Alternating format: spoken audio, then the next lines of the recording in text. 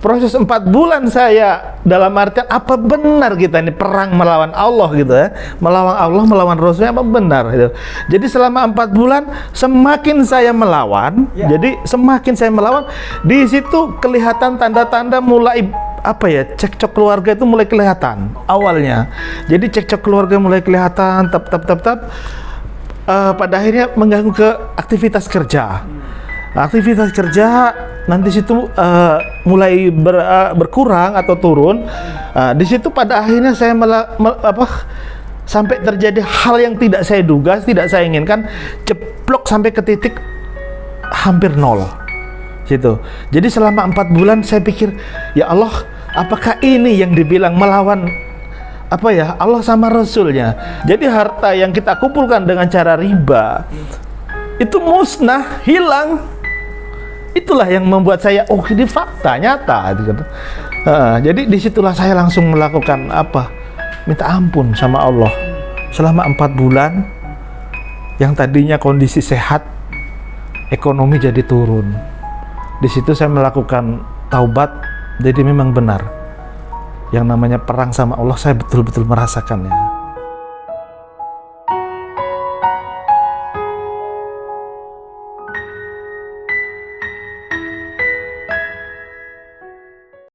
Bismillahirrahmanirrahim. Assalamualaikum warahmatullahi wabarakatuh. Alhamdulillahirrabbilalamin. Assalatu wassalamu ala asrofil anbiya'i wal mursalin wa ala alihi wa ashabihi ajmain. Rabbi shrah li sadri wa yassir li amri wahlul 'uqdatam min lisani yafqahu qawli. Alhamdulillah, kembali lagi di channel Lunas Utang Miliaran. Kembali lagi di podcast MMC Utang Lunas Bisnis Berkelas. Alhamdulillah, pada kesempatan yang berbahagia kita kedatangan tamu dari Palembang. Beliau adalah pengusaha agen telur dari Palembang. Utangnya alhamdulillah dalam proses 1 tahun 3 bulan beliau selesai 3 titik dari 4 titik. Beliau adalah Pak Haris Pujakusuma. Assalamualaikum warahmatullahi wabarakatuh. Waalaikumsalam warahmatullahi wabarakatuh. Alhamdulillah. Masya Allah, bagaimana nih kabar teman-teman Palembang? Sehat semua juga kan? Alhamdulillah sehat semua. Jadi alhamdulillah kita bisa hadir di sini. Teman-teman memberikan pesan yang di Palembang gitu kan. Pesannya hati-hati kalau ke Bogor gitu. Kenapa? Ya karena untuk ini saya baru pertama kali sih ya ke Bogor, dan alhamdulillah ada teman-teman tadi membersamainya. Oh, Masya Allah, semakin saudaranya semakin banyak, Pak. Ya, semakin kuat juga. Masya Allah. Pak, ngobrol-ngobrol. Bapak punya hutang sampai 4 titik, dan hutangnya saya kebayang itu bisa sangat banyak sekali kan gitu. Dulu pertama kali bisa terjerat utang, Pak, ya, itu bagaimana proses, Pak? Boleh diceritakan, Pak Haris? Jadi saya terjerat hutang waktu itu saya ketika 12 tahun saya bekerja, mengabdi bekerja di perusahaan swasta. Di situ saya mendapat inspirasi untuk keluar dari sebuah perusahaan. Nah, keluar dari perusahaan, saya banting setir ya istilahnya. Banting setir tahun 2009. Nah, jadi 2009 saya berhenti bekerja. Di situ saya berpikir modal tadi saya harus dapat dari mana ketika saya tidak mendapatkan modal yang cukup untuk membuka usaha. Karena waktu itu saya berpikir ketika orang mau berusaha itu harus membutuhkan modal. Oke. Waktu itu saya terlibat sih untuk awal-awal saya untuk transportasi ya. Jadi saya ambil operasional. Saya ngambil di lembaga ribawi. Salah satu lembaga ribawi ya di Sumatera Selatan. Jadi waktu itu disitulah saya tidak mengenal itu yang namanya riba, kalau ini termasuk golongan riba atau tidaknya itu mengandung riba, itu saya belum mengenal. Karena waktu itu tingkat emosional saya hanya berpikir ketika saya berusaha, saya butuh modal, bagaimana saya supaya cepat dapat modal. Begitu. Masya Allah. Banyak orang bergabung dengan MTR, MMC, Masyarakat Tanpa Riba Miliarder Club. Mereka bergabungnya karena tekanan, karena sudah tidak mampu lagi bayar utang. Dan banyak hal, misalkan ada keluarga juga, kemudian ada keluarga yang hancur, dan lain sebagainya. Kalau Pak Haris, yang tipe yang seperti apa nih? Kenapa bergabung dengan Masyarakat Tanpa Riba? Apa yang mendorong Pak Haris bergabung? Saya sih awalnya dikerjain aja. Oh gitu? Iya, dikerjain aja. Jadi saya dibilangin sama teman, salah satu teman saya dibilang, yuk ikut gabung ke MTR gitu loh. Kalau you punya permasalahan, masalah utang-utang, bisa itu semuanya diselesaikan di MTR dengan cara-cara MTR gitu. Belum bahas masalah yang namanya riba, nggak bahas itu. Jadi waktu itu saya hanya berpikir bagaimana saya stop utang. Itulah bagaimana stop utang, terus MTR tadi menjanjikan untuk penyelesaian masalah utang gitu. Itu jadi awal-awal ya itu tadi dikerjain teman. Tapi alhamdulillah buat saya justru sekarang dia menjadi apa ya, sosok-sosok yang Berjasa. iya, berjasa dalam hidup saya, dan itu membuat ikatan emosional. Itu Dikerjain tapi senang. dikerjain tapi seneng. Baik. Barakallah. Banyak orang yang memang tadi saya sampaikan, bahwa banyak orang yang mereka bergabung dengan MTR karena masalah, dan Bapak Haris ini bergabung itu tanpa masalah ya. Iya. Tanpa masalah, artinya usahanya masih masih jalan dan baik-baik saja. Dan kabarnya juga ketika bergabung pertama kali dengan Masyarakat Tanpa Riba sempat bahasa saya ngeyel, mohon maaf. Bahasa saya ngeyel artinya memang tidak sependapat dengan apa yang memang disampaikan oleh MTR. Artinya diajarkan, oh ini kalau memakan riba itu berperang dengan Allah dan Rasulnya. Dan artinya itu memang dosa besar. Tapi Pak Haris justru memanggil ustadz-ustadz yang lain untuk berdebat. Kurang lebih begitu ya? Jadi begini, awalnya ketika mendapat pembelajaran di SMHTR, di situ dijelaskan, di situ dosa besar, kita umat muslim, kalau berdosa besar kita harus hindari. Kalau kita melakukan riba itu sama saja kita melakukan atau perlawanan ya, berperang sama Allah sama Rasulnya. Di situ kita nanti ke depannya ketika bertemu proses ke alam akhirat, kita butuh syafaat tapi kita kok melarang mengajak berperang Allah sama Rasulnya begitu. Di situ saya dapat pembelajaran lumayan banyak ya di SMHTR. Nah, setelah keluar saya dari SMHTR, di situ saya belum langsung action. Jadi saya merasa karena kondisi saya baik-baik saja, usaha saya baik-baik saja, ekonomi saya baik-baik saja. Saya pikir apa benar yang dibilang begitu kan? Apa benar yang dibilang begitu? Jadi di situ saya berpikir apa? Coba deh saya backup dengan ahli-ahli sistem ekonom gitu ya. Teman-teman yang di bidang ekonominya lumayan pinter lah ya, lumayan pinter untuk sistem hitung-hitung ekonomi. Di situ saya hadirkan, tolong backup saya. Ada lagi nanti teman satu lagi backup saya. Artinya apa? Saya sudah bentengin nih. Dalam artian dengan pemikiran logika saya udah aman nih. Kira-kira resiko-resiko yang bakal terjadi untuk apa yang ditakutin, nah itu udah saya backup semua. Tapi ternyata 4 bulan itu Pak. Jadi proses 4 bulan saya dalam artian apa benar kita ini perang melawan Allah gitu ya, melawan Allah, melawan Rasulnya, apa benar gitu.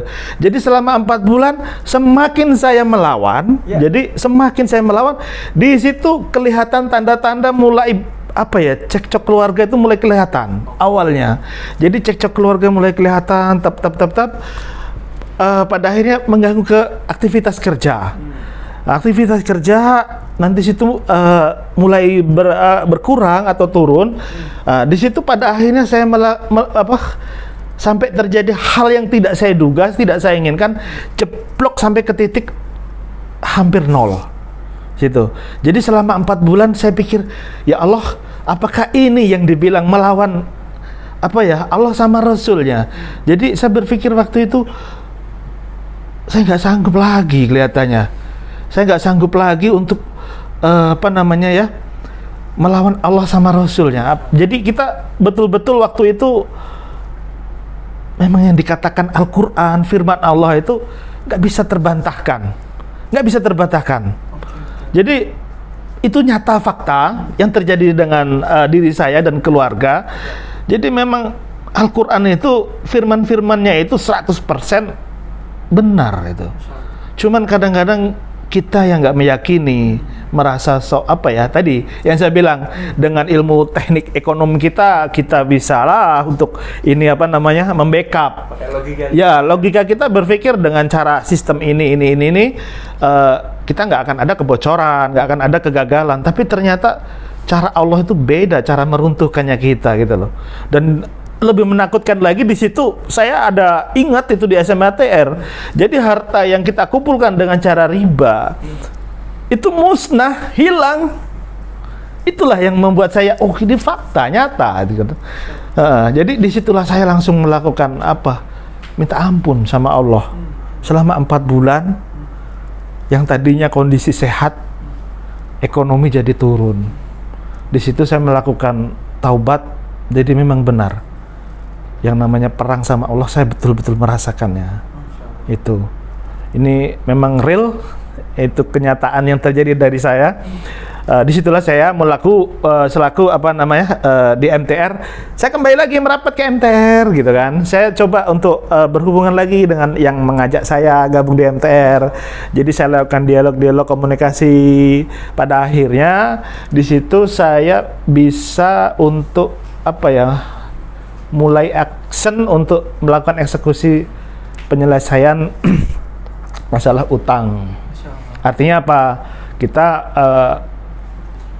meminta supaya dibebaskan ribanya. Jadi utang tadi tetap kita bayar secara utang pokoknya gitu. Pak Haris, mohon maaf. Tadi dalam proses merasa kuat kita ya, 4 bulan tadi. 4 bulan merasa kuat, kemudian menghadirkan banyak pakar ekonomi gitu, dan hingga akhirnya memang kalah juga kan gitu. Hal apa Pak bentuknya Pak, mohon maaf kalau berkenan, hal apa yang membuat Bapak, apakah memang jatuh ekonominya atau terpuruk, nggak ada income atau bagaimana Pak? Itu yang terjadi di luar dugaan. Ditipu-tipu temen gitu kan. Kita kasih kepercayaan ke temen, rupanya dia nggak bisa dipercaya, ujung-ujungnya begitu lari. Yang tadinya konsumen relasi-relasi kita yang tadinya hubungan baik tiba-tiba menjauh. Di situ mulai lepas aset kita. Jadi di situ mulai tergrogoti ya. Bahasanya tergrogoti sampai akhirnya di situ ya ini tadi, cara Allah itu punya cara lain gitu. Allah punya cara lain untuk boleh dibilang membuktikan apa yang difirmankan dalam Al-Quran itu. Yamhaqullahu riba wa yurbi shadaqah. Allah menyuburkan sedekah dan menghancurkan riba. Jadi memang dihancurkan benar-benar. Betul. Saya tarik garisnya lagi Pak, bahwasanya selama 4 bulan itu Bapak menjauh dari MTR, menjauh dari jamaah. Ya. Betul ya Pak ya? Betul. Menjauh dari jamaah hingga akhirnya memang pikirannya pun ya jauh-jauh dari apa yang memang digambarkan oleh MTR gitu ya. Betul. Nah ini menjadi pembelajaran bersama, jangan jauh-jauh dari MTR, terus merapat dengan MTR. Kalau sekarang kan merapat lagi dan alhamdulillah selesai ya. Masya Allah. Memang ada beberapa tapi sedang berproses dan kita doakan bersama. Insya Allah Pak Haris ini tinggal 160 juta lagi. Insya Allah selesai. Tidak perlu lama-lama lah Insya Allah ya. Pak Haris, ada saran-saran nggak Pak? Khususnya yang punya cerita yang sama nih kepada seperti Pak Haris nih. Mereka merasa ada pembenaran, mereka merasa berkecukupan, mereka merasa baik-baik saja gitu. Tafadhal Pak. Jadi saya punya saran atau pesan begini ya. Jadi kalau kita merasa beriman, muslim, percaya, jadi jangan deh coba-coba kita memungkiri kata-kata Allah yang sudah difirmankan dalam Al-Quran, karena di situ memang benar, di situ memang fakta, dan Allah cara membuktikannya dengan caranya Allah sendiri. Itu tanpa kita bisa duga-duga. Jadi kalau memang kita di Al-Quran dijelaskan riba itu memang haram dan situ akan mengganggu kehidupan kita di dunia dan dari akhirat, ya sudah, kita jangan membantah, jangan ada pembenaran lagi gitu. Dan yang untuk masih bergelut dengan riba, ya kita berharap, kita mengingatkan ya sesama muslim. Jadi ketika bergabung dalam jeratan riba, coba lepas, maka Allah akan berikan yang terbaik buat kita itu. Dan yang untuk bingung cara penyelesaiannya dengan lembaga keuangan, segera merapat ke MTR ataupun masyarakat tanpa riba, karena di situ ilmunya kita bisa mendapatkan secara maksimal, baik itu untuk hubungan dengan manusia ataupun hubungan kita sama Sang Pencipta. Itu. Jadi kita memang betul-betul ditempah, kita betul-betul dibuat mindset kita yang selama ini berpikirnya dengan cara pola pikir kita yang selama ini mungkin merasa benar, ternyata ketika kita hadirkan kacamata satu lagi, ternyata banyak kesalahan-kesalahan dalam menjalani proses kehidupan kita. Itu. Masya Allah. Pak Haris lagi nih. Menurut Pak Haris, MTR itu seperti apa? Kacamata Pak Haris sendiri ini. MTR itu saya mengenalnya aneh ya. Kenapa disebut aneh? Anehnya itu ilmunya itu ilmu bukan standar lagi, tapi up level ya. Iya, anehnya di situ up level. Jadi yang menurut kita nggak masuk logika gitu, ternyata di MTR itu semuanya bisa diwujudkan. Jadi boleh dibilang MTR itu the best lah ya. Bisa membantu penyelesaian masalah kehidupan kita. Baik itu kehidupan kita di keluarga, kehidupan kita di masyarakat, ataupun kehidupan kita secara ibadah sama Sang Pencipta. Itu. Kalau yang Bapak rasakan sendiri setelah bergabung di MTR ya, before and after-nya gitu. Yang Bapak pelajari, kemudian yang Bapak rasakan khususnya di dalam kehidupan ya Pak ya. Apa Pak Haris? Jadi before untuk saya sih awalnya pemikiran saya merasa selalu pintar. Selalu benar. Ibadah saya selalu pintar. Ibadah saya selalu benar. Pemikiran seperti itu. Jadi ketika kita belajar mendalami lagi di MTR, akidah kita belajar, ngaji kita belajar, di situ ternyata apa yang selama ini menurut kita pintar, menurut kita benar, itu banyak yang keliru. Semakin banyak kita mencari ilmu di MTR, semakin banyak ternyata banyak yang keliru. Gitu. Jadi itulah yang kita bilang MTR itu aneh. Semakin kita belajar, semakin banyak semakin banyak tahu kesalahan kita. Masya Allah, alhamdulillah. Luar biasa Pak Haris sudah mau mampir, sudah mau berbagi. Semoga yang sedikit ini bisa memberikan inspirasi kepada pemirsa-pemirsa yang lain, khususnya yang mereka juga dalam terjerat utang dan riba ya Pak ya. Semoga usahanya semakin berkah, semakin lancar, semakin barokah, semakin maju. Kemudian keluarga semakin sakinah mawaddah warahmah ya Pak ya. Terus berjuang bersama pegiat masyarakat tanpa riba khususnya di Palembang Pak. Ada saran-saran buat teman-teman Palembang khususnya atau saran-saran untuk teman di Palembang. Jadi MTR ini suatu komunitas yang memang nilainya itu nggak berharga, nilainya itu lumayan tinggi harganya kalau dinilai. Jadi nggak ternilai lah ya buat kehidupan kita.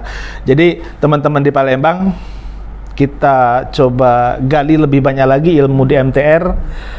Dan di MTR juga sendiri memberikan ataupun menawarkan ilmu-ilmu. Jadi mungkin teman-teman yang belum mendapatkan ilmu di MTR, bersemangatlah untuk menggali ilmu di MTR, karena penawaran ilmu selagi masih kita hidup itu sangat mulia bagi kehidupan kita.